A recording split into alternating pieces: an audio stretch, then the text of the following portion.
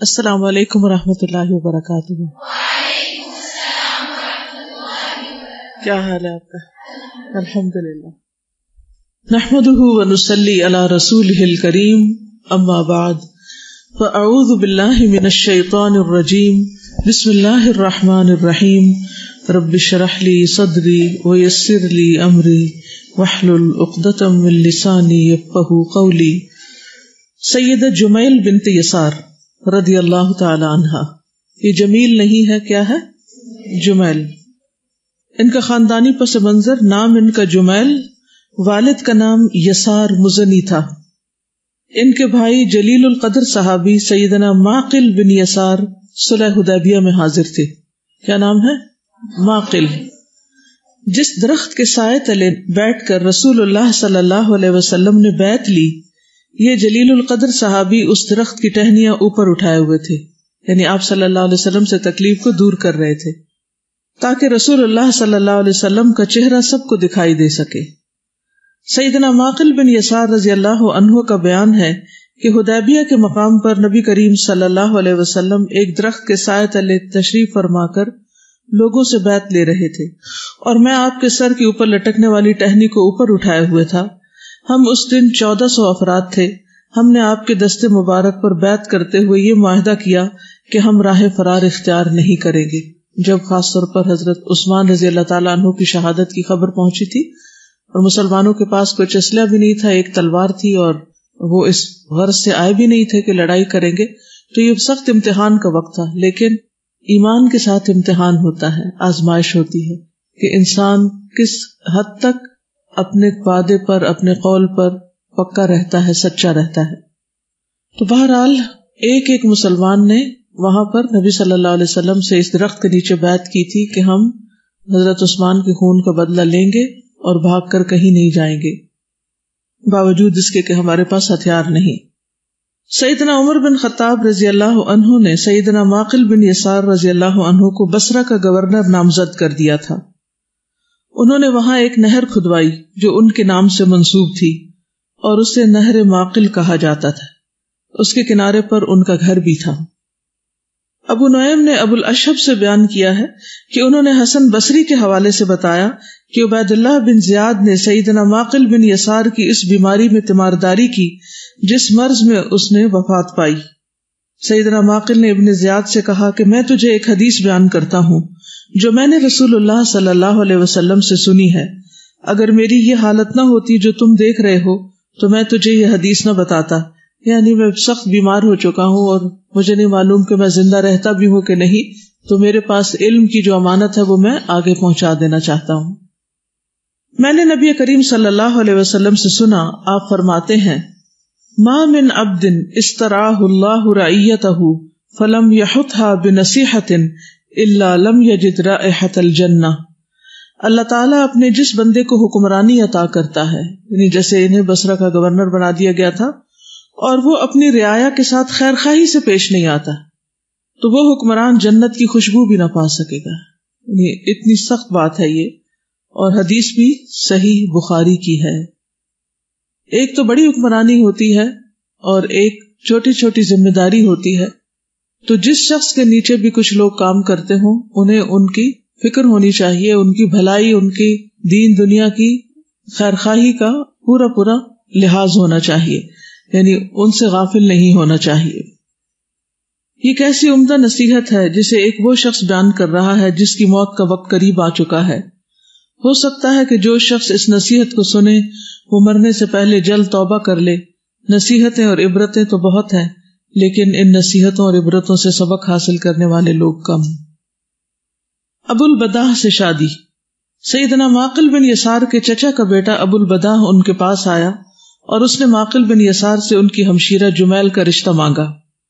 جب انہوں نے رشتہ دینے میں موافقت کا اظہار کر دیا تو دلہن کو سیدہ عائشہ صدیقہ رضی اللہ تعالی عنہ کے پاس بھیجا گیا تاکہ ان سے دلہن کا لباس عاریتاً لے کر زیب تن کرے. مدینہ منورہ میں جو دلہن بھی سیدہ عائشہ رضی اللہ تعالی عنہ سے عروسی جوڑے کا مطالبہ کرتی تو آپ اسے عطا کر دیتی. اس طرح ان کی رخصتی کا عمل تمام ہوا. یعنی ہر دفعہ کوئی لاکھوں کا مہنگا جوڑا نہیں بنایا جاتا تھا. یہ طور طریقے جو آج ہم نے اپنا لیے ہیں اسراف کے، جس کی جوابدہی کرنی ہوگی، یہ اس دور میں نہیں تھے. ایک ہی جوڑا کئی لوگ پہن کر ایک دن گزار لیتے اور کام ختم ہو جاتا. آپ کا کیا خیال ہے اس بارے میں؟ جی کتنا اچھا آئیڈیا، کتنی آسانی ہے، کیونکہ لڑکیوں کی عام طور پر سائز ملتا جلتا ہی ہوتا ہے، بہت کم تھوڑا بہت اونچ نیچ ہوتی ہے. اور حضرت عائشہ نے بھی جو اپنی شادی پر پہنا تھا وہ بھی دھلا ہوا قمیص تھا، یعنی بالکل نیا نہیں تھا، برانڈ نیو نہیں تھا. اصل میں ہم نے اپنی آخرت سے زیادہ، مقصد زندگی سے زیادہ شادیوں کو اہمیت دے دی، اور وہ بھی افسوس کے ساتھ یہ کہنا پڑتا ہے کہ پھر ہونے کے بعد اکثر ایسی ہوتی ہیں کہ نبھانا بھی مشکل ہوتا ہے. جب اللہ تعالیٰ خوشی دے انسان کو اور انسان اس خوشی کے موقع پر شکرانہ ادا کرنے کی بجائے اللہ کی نافرمانی کے کام کرے تو پھر اس کام میں کیا برکت ہو سکتی. سیدنا معقل بن یسار جب بھی اپنی ہمشیرہ کے پاس آتے تو وہ ان سے یہی پوچھتی کہ آج قرآن مجید کا کون سا اور کیا حکم نازل ہوا ہے. یعنی ان کی دلچسپیاں نت نئے کپڑے بنانا نہیں تھے کہ اب کون سی برانڈ آ گئی ہے، اب کون سا نیا ڈیزائن آیا ہے. ہماری لڑکیاں تو یہ پوچھتی رہتی ہیں نا، تو یہ کیا پوچھتی تھی؟ قرآن کا کون سا نیا حکم آیا ہے. یعنی ان کی گفتگو گھر والوں کے ساتھ بھی علمی گفتگو ہوتی تھی. ان کے شوق، ان کی دلچسپی کچھ اور تھی. جیسے ہو سکتا کہ آپ میں سے کچھ لوگ گھر جاتے ہو تو گھر والے پوچھتے ہو اچھا بتاؤ آج کیا پڑھ کے آئی ہو، اور کچھ لوگ صرف کھانا پکانے کی اور کپڑوں کی اور دنیا کی باتیں کر کے اپنا وقت گزارتے ہیں. ہمارے لیے بہترین نمونہ صحابیات ہیں، ہمیں بھی اپنی زندگیوں کو ان کے تابع کرنا چاہیے. جو حکم بھی نازل ہوا ہوتا وہ انہیں بتاتے. اگر قرآن کا کوئی نیا حکم نازل نہ ہوا ہوتا تو وہ حدیث بتا دیتے جو انہوں نے رسول اللہ صلی اللہ علیہ وسلم سے سنی ہوتی. صحابہ کرام رسول اللہ صلی اللہ علیہ وسلم سے دنیا اور اس کے ساز و سامان کے بارے میں سوال نہیں کیا کرتے تھے، وہ ہمیشہ آخرت کے بارے میں پوچھا کرتے تھے اور آخرت میں ہی وہ دلچسپی رکھتے تھے اور اس کے لیے تیاری کرتے تھے. ارشاد باری تعالیٰ ہے جی دیکھ لیجئے کہ نوح کے بعد ہم نے کتنی ہی نسلیں ہلاک کی. تیرا رب اپنے بندوں کے گناہوں سے باخبر اور سب کچھ دیکھ رہا ہے. جو کوئی اس دنیا میں جلدی حاصل ہونے والے فائدوں کا خواہش مند ہو اسے یہی ہم دے دیتے ہیں جو کچھ بھی ہم دینا چاہیں، پھر اس کی قسمت میں ہم جہنم لکھ دیتے ہیں جسے تاپے گا وہ ملامت زدہ اور رحمت سے محروم ہو کر. اور جو آخرت کا خواہش مند ہو اور اس کے لیے کوشش کرے جیسا کہ اس کے لیے کوشش کرنی چاہیے تو ایسے ہر شخص کی کوشش کی قدر کی جائے گی. ان کو بھی اور ان کو بھی، دونوں فریقوں کو ہم دنیا میں سامان زیست دیے جا رہے ہیں. یہ تیرے رب کا عطیہ ہے اور تیرے رب کی عطا کو روکنے والا کوئی نہیں. یعنی دنیا میں دو طرح کے لوگ ہوتے ہیں، ایک وہ جو دنیا کے لیے جیتے ہیں اور دوسرے وہ جو آخرت کے لیے جیتے ہیں. تو ہمیں بھی سوچ لینا چاہیے کہ ہماری سوچوں کا محور و مرکز کیا ہوتا ہے، ہماری دلچسپی زیادہ کس کے ساتھ ہے کہ دنیا بنتی چلی جائے یا آخرت بنے. کیونکہ جو طلب کریں گے اس کے لیے پھر کوشش بھی کریں گے اور انشاءاللہ وہ مل بھی جائے گا. ابو البداح مالی طور پر کمزور تھے. بیوی نے اپنے خامند کی غربت و افلاس کے باوجود صبر و تحمل کے ساتھ زندگی بسر کی. رسول اللہ صلی اللہ علیہ وسلم نے ان دونوں کے حق میں خیر و برکت کی دعا کی. سیدہ جمیل، ان کا خامند ابو البداح اور بھائی معقل بن یسار اکثر اوقات قرآن و حدیث کے مسائل میں بحث کیا کرتے. ان کی یہ بحث و تمہیس اس قدر مفید اور دلکش ہوتی کہ کیا کہنے. ان کے سبب قرآنی آیات کا نزول.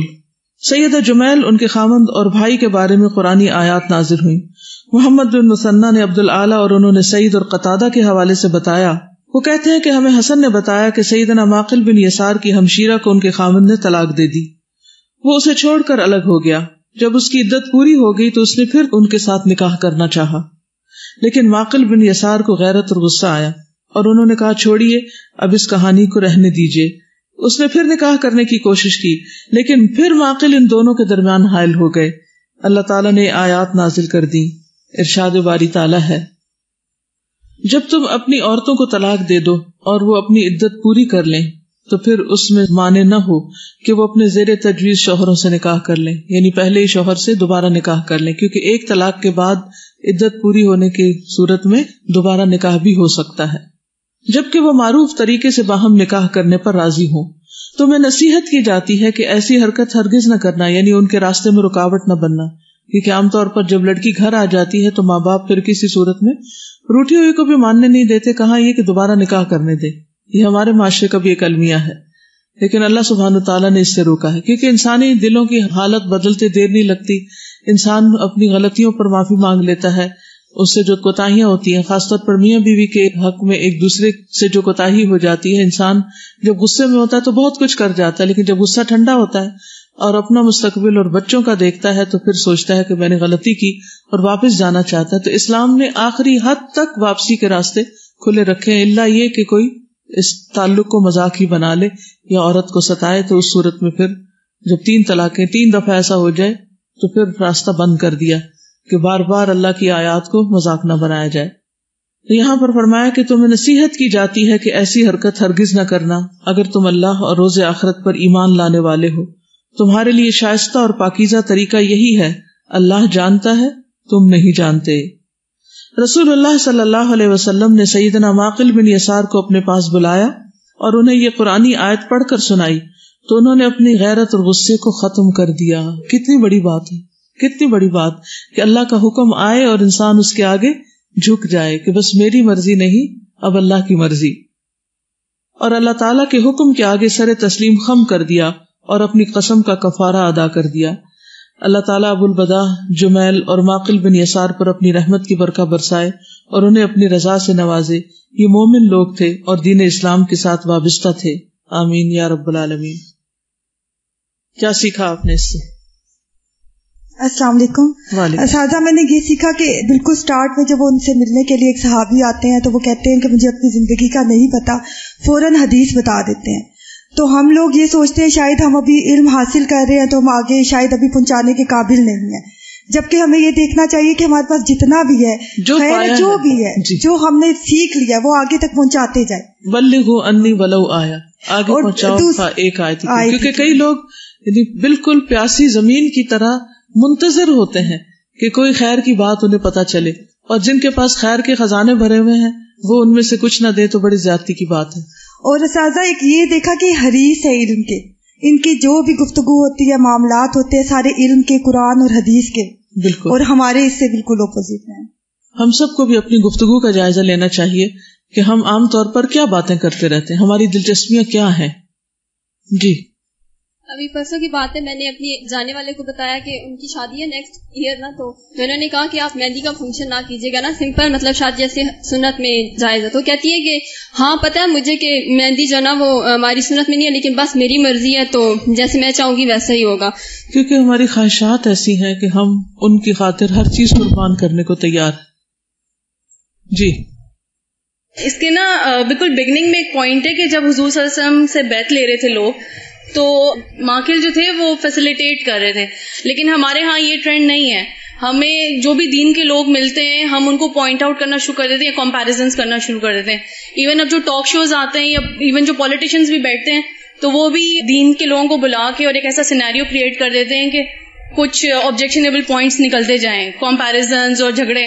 نسبتاً یہ کہ کوئی اچھی بات لے رہے ہیں ہم اس کو آپٹ کریں، اس کو پازیٹیولی لیں، ہم کوئی اور سینیریو ڈیولپ کر دیتے ہیں. تو رسپیکٹ ہر دین والے انسان کی ہے جو دین آگے پہنچائے. بالکل، ہم سب کو یہ سوچنا چاہیے کہ اگر ہم اپنے دین کو رسپیکٹ نہیں دیں گے تو ہماری رسپیکٹ اللہ کی نگاہ میں کیا ہوگی.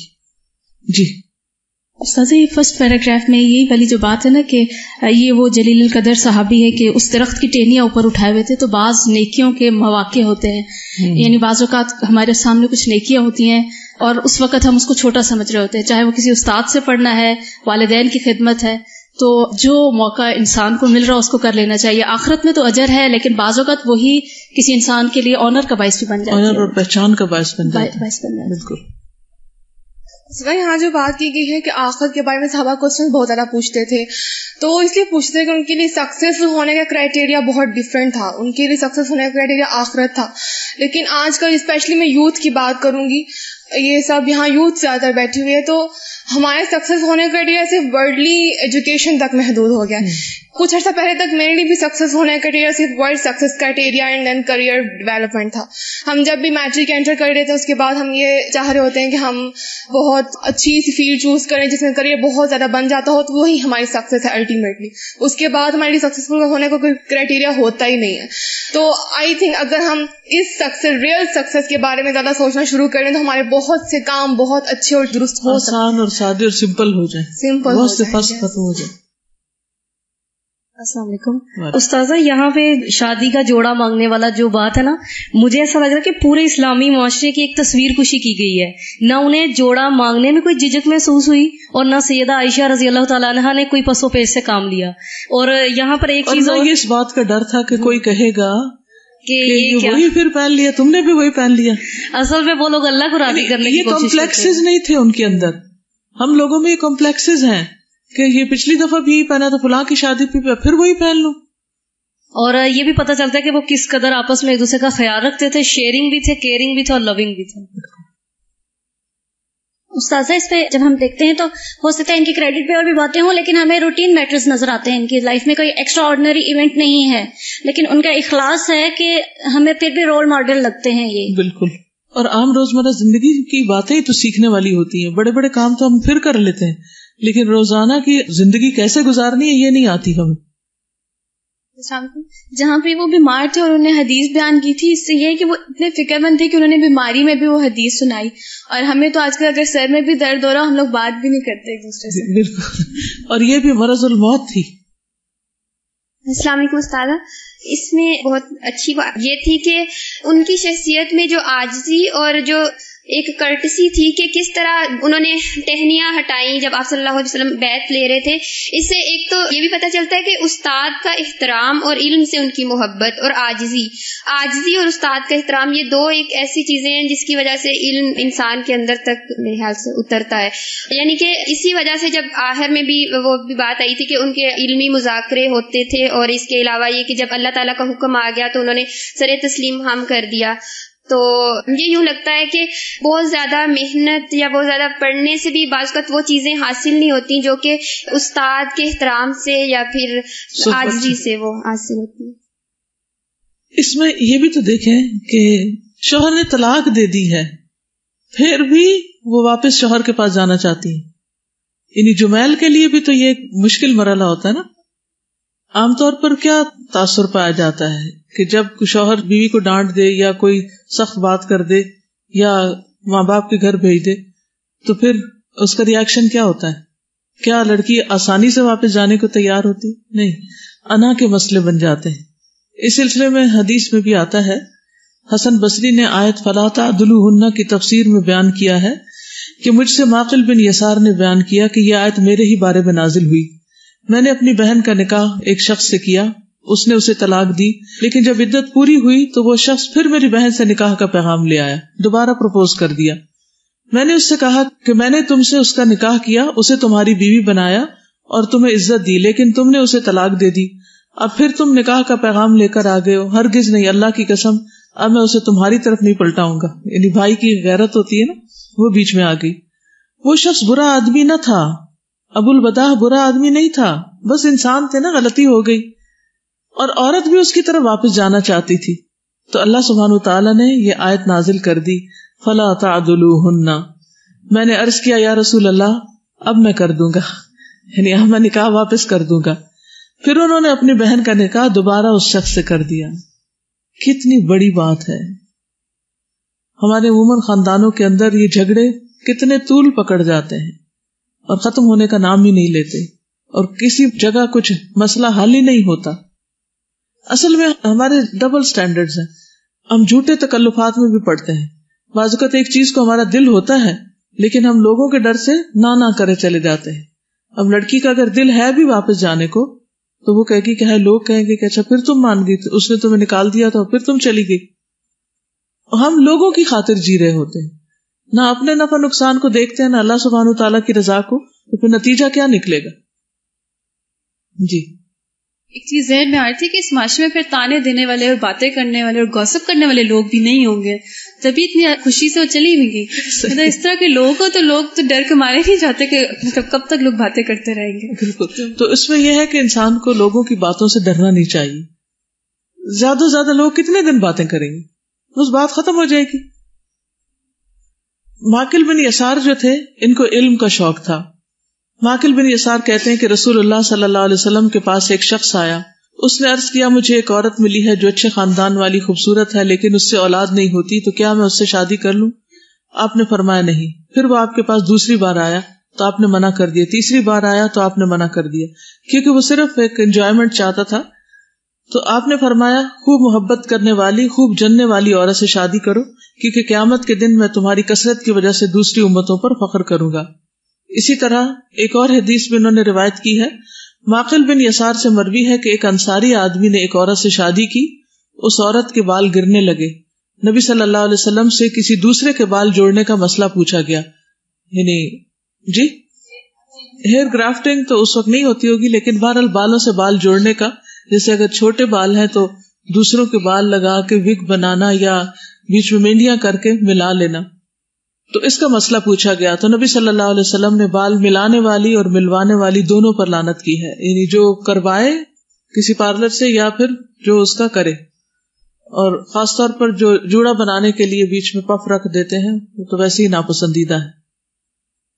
حضرت حسن سے روایت ہے کہ حضرت عمر نے صحابہ سے پوچھا تم میں سے کون یہ بات جانتا ہے کہ رسول اللہ صلی اللہ علیہ وسلم نے دادا کو پوتے کے ترکے میں سے کیا دلایا تھا؟ اب ماقل بن یسار نے کہا میں جانتا ہوں. رسول اللہ صلی اللہ علیہ وسلم نے دادا کو چھٹا حصہ دلایا تھا. عمر رضی اللہ تعالیٰ عنہ نے پوچھا کس وارث کے ساتھ؟ انہوں نے کہا یہ مجھے نہیں معلوم. عمر رضی اللہ تعالیٰ عنہ نے فرمایا جب تمہیں یہ نہیں پتا تو پھر تمہارے یہ جاننے کا کیا فائدہ؟ یعنی چونکہ مسئلہ حل نہیں ہوا تھا پوری طرح، لیکن آدھا مسئلہ تو خیر بتا ہی دیا نا. حسن کہتے ہیں کہ ایک مرتبہ ماقل بن یسار بیمار ہو گئے. اب عبید اللہ بن زیاد ان کی بیمار پرسی کے لیے آیا. کہنے لگا ماقل کیا آپ سمجھتے کہ میں نے کسی کا خون بہایا؟ انہوں نے فرمایا مجھے نہیں معلوم. ابن زیاد نے پوچھا کہ آپ یہ سمجھتے کہ میں نے مسلمانوں کے نرخ میں کچھ دخل اندازی کی ہے، یعنی قیمتیں بڑھائی؟ انہوں نے کہا مجھے نہیں معلوم. مجھے اٹھا کر بٹھاؤ اور پھر فرمایا اے عبید اللہ سن، میں تجھ سے ایک حدیث بیان کرتا ہوں جو میں نے نبی صلی اللہ علیہ وسلم سے صرف 1-2 مرتبہ نہیں سنی، یعنی زیادہ بار سنی ہے. میں نے رسول اللہ صلی اللہ علیہ وسلم کو فرماتے ہوئے سنا کہ جو شخص مسلمانوں کے نرخ میں دخل اندازی کرتا ہے کہ ان پر ان کے نرخ بڑھا دے، یعنی قیمتیں بڑھا دے، تو اللہ تبارک و تعالیٰ پر حق ہے کہ قیامت کے دن اسے جہنم کے بڑے حصے میں بٹھائے. ابن زیاد نے پوچھا کیا یہ حدیث نبی صلی اللہ علیہ وسلم سے آپ نے خود سنی ہے؟ انہوں نے فرمایا 1-2 مرتبہ نہیں، یعنی زیادہ مرتبہ سنی ہے. اور پھر یہ بھی آتا ہے کہ جب اللہ تعالیٰ کا حکم آ گیا تو انہوں نے ان الفاظ میں اس کو قبول کیا کہ جب ان کی بہن کے متعلق آیات نازل ہوئی تو انہیں سن کر ماقل بن یسار نے کہا سمعا لربی وطاعتا، سمعا لربی وطاعتا، میرے رب ہی کے لیے سمع و اطاعت ہے، یعنی میں نے رب کا حکم سنا اور اس کی اطاعت کی. پھر اس شخص کو بلایا اور فرمایا میں اسے تمہارے نکاح میں دے دیتا ہوں اور تمہارا اکرام کرتا ہوں، تمہیں عزت دیتا ہوں. یعنی پہلے طلاق کی وجہ سے عزت کم ہو گئی تھی، لیکن اب میں تمہیں دوبارہ عزت دیتا ہوں. دیکھیے اپنے ہی خلاف جانا بہت بڑا جہاد ہے اور بہت بڑی بات ہوتی ہے، لیکن جو لوگ ہر طرح کے کمپلیکسز سے خالی ہوں، اللہ کے لیے جی رہے ہوں، ان کے لیے یہ پھر کچھ بھی مشکل نہیں ہوتا. اخزر بن معاویہ کہتے ہیں کہ میں بعض راستوں پر ماقل بن یسار کے ساتھ تھا، ہم تکلیف دہ چیز کے پاس سے گزرے تو انہوں نے اس کو ہٹا دیا. یعنی اکٹھے جا رہے تھے تو راستے سے تکلیف دہ چیز انہوں نے ہٹا دی. پھر میں نے اسی طرح کی چیز دیکھی تو میں نے اسے پکڑا اور اسے دور کر دیا. اب وہ جو عمل دیکھا اس کے مطابق انہوں نے عمل کر لیا. کون تھے یہ کرنے والے؟ اخزر بن معاویہ. اخزر. تو انہوں نے میرا ہاتھ پکڑ کر کہا اے بھتیجے، جو کام تم نے کیا کیا اس پر تمہیں کسی چیز نے ابھارا؟ یعنی تم نے یہ کام کیوں کیا؟ میں نے کہا اے چچا جان، میں نے آپ کو ایک کام کرتے دیکھا تو میں نے بھی ویسا ہی کر دیا. حدیث نہیں سنائی ابھی، صرف کر کے دکھایا. عمل کی زبان زیادہ بھاری ہوتی ہے. پھر انہوں نے بتایا کہ میں نے رسول اللہ صلی اللہ علیہ وسلم کو یہ فرماتے ہوئے سنا ہے کہ جو شخص مسلمانوں کے راستے سے کسی تکلیف دہ چیز کو دور کرے گا اس کے لیے ایک نیکی لکھی جائے گی، اور جس سے ایک نیکی قبول کر لی گئی وہ جنت میں داخل ہو گئی. اس سے ملتی جلتی ایک اور حدیث بھی ہے نا کہ ایک شخص نے دیکھا کہ ایک درخت مسلمانوں کے راستے میں رکاوٹ ڈال رہا ہے تو اس نے کیا کیا؟ درخت کاٹ دیا. اس ایک درخت کے کاٹنے کی وجہ سے وہ جنت کے باغوں میں گھوم پھر رہا تھا. تو کسی کو تکلیف دینا اور تکلیف ہٹانا یہ دو مختلف کام ہیں. ہمیں کس میں مزہ آتا ہے؟ تو ہم نے اپنے مزے کو تبدیل کرنا ہے. ہمیں مزہ آنا چاہیے لوگوں سے تکلیف ہٹا کر. کوئی بھی چیز کسی کے راستے میں آ رہی ہو تو ایک اخلاقی فریضہ بنتا ہے کہ اس کو دور کیا جائے, دوسروں کے لیے آسانیاں پیدا کی جائیں. ایک اور حدیث انہوں نے روایت کی ان سے متعلق ہے. ایاز ابو خالد کہتے ہیں کہ میں نے دو لوگوں کو معقل بن یسار کے پاس لڑتے ہوئے دیکھا.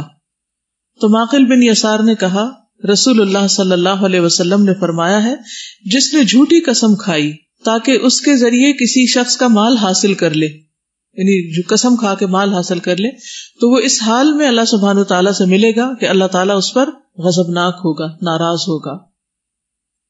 ابو عبداللہ جسری کہتے ہیں میں نے معقل بن یسار سے مشروبات کے حوالے سے پوچھا, ڈرنکس کے بارے میں, کہ ہم لوگ مدینہ منورہ میں رہتے ہیں جہاں کھجوریں کثرت سے ہوتی ہیں. وہاں نبی صلی اللہ علیہ وسلم نے ہم پر کھجور کی فضیح نامی شراب کو حرام قرار دے دیا تھا.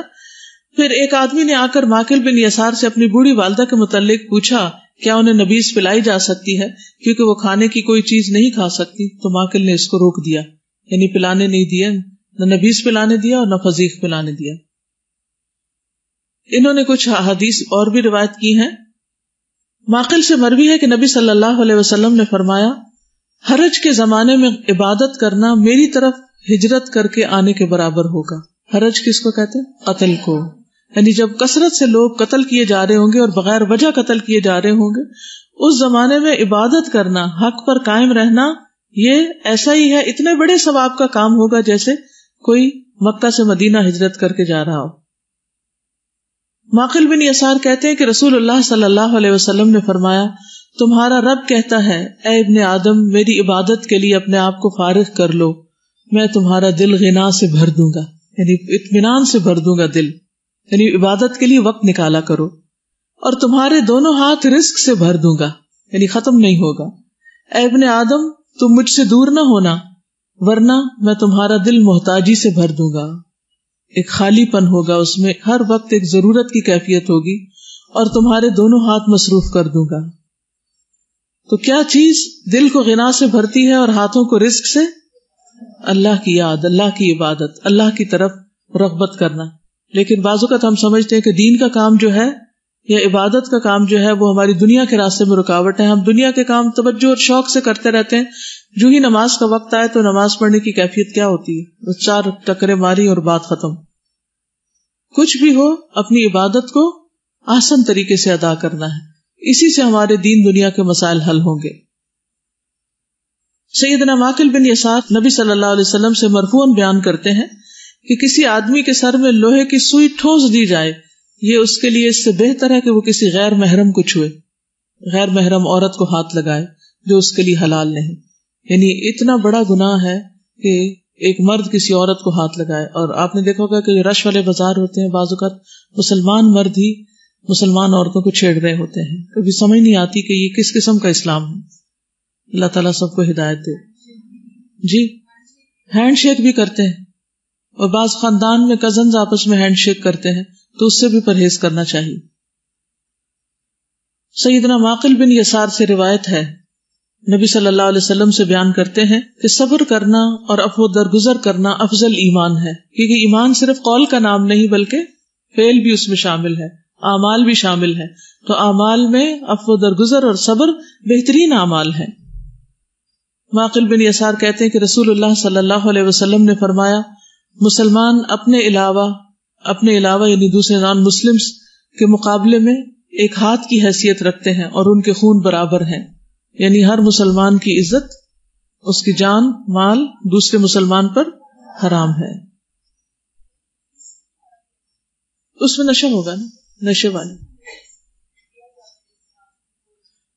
ہاں وہ ایسی قسم ہوگی جس میں نشہ نہ ہو, لیکن جس میں نشہ ہو جائے, یعنی اگر ایک دن کی بجائے 2 دن پڑا رہے تو وہ پھر درست نہیں. تو اسی قسم کا ہوگا جب منع کیا ہوگا. السلام علیکم ورحمۃ اللہ وبرکاتہ.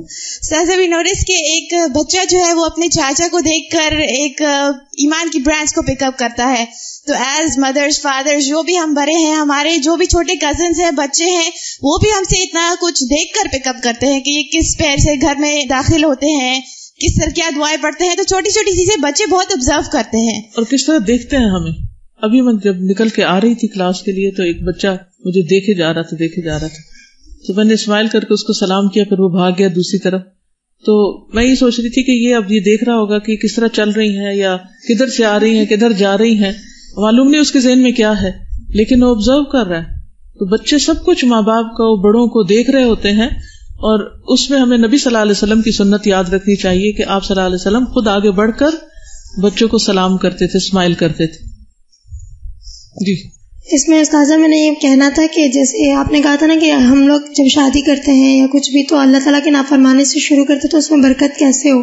تو آج کل ہم اپنے معاشرے میں دیکھیں جتنا ہم پیسہ لگاتے ہیں, جتنے ہم فضول قسم کی رسمیں کرتے ہیں, وقت لگاتے ہیں, ٹائم لگاتے ہیں بازاروں میں گھومنے پھرنے کا, اور ویسے سب کام چھوڑ کے گھر کی ذمہ داریاں چھوڑ کے تیاریوں میں, اور صرف ایک دن کے تیار ہونے کے لیے ہم لاکھوں روپے دیتے ہیں.